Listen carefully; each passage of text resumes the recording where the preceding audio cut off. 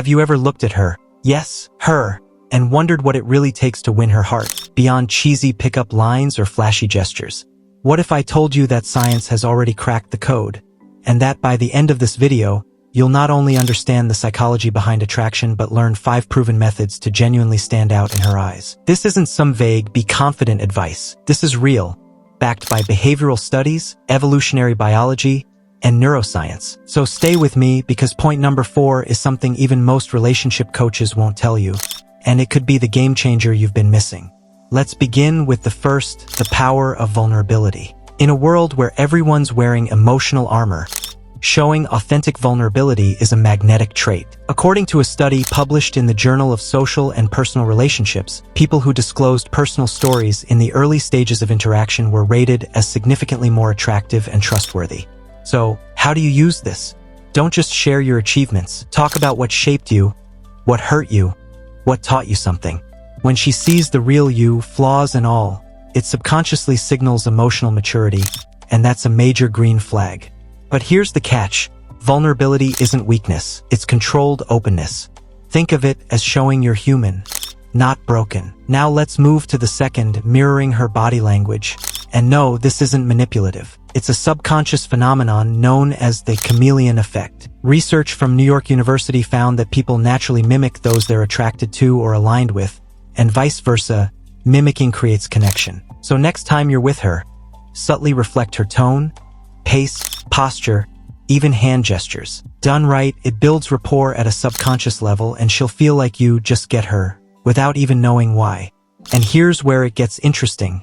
Combine mirroring with shared emotional experiences. Which brings us to point 3. Create adrenaline-boosting moments together. A classic study from psychologist Donald Dutton showed that participants who met a woman on a high, shaky bridge were significantly more likely to call her afterwards than those who met on solid ground. Why?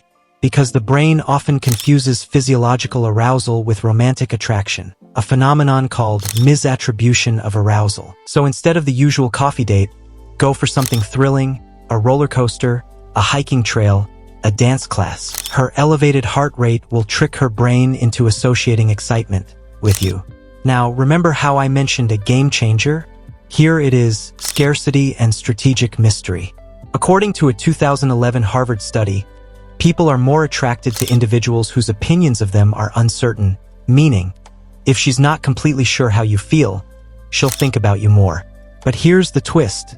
This only works if there's genuine interest established first. So don't be emotionally unavailable. Be selectively expressive. Show interest, but leave space. Let her wonder what you're doing, why you're not always available. Human psychology is wired to chase things it perceives as valuable and slightly out of reach. But don't fake it. Actually have a life. Be someone who is busy building something meaningful.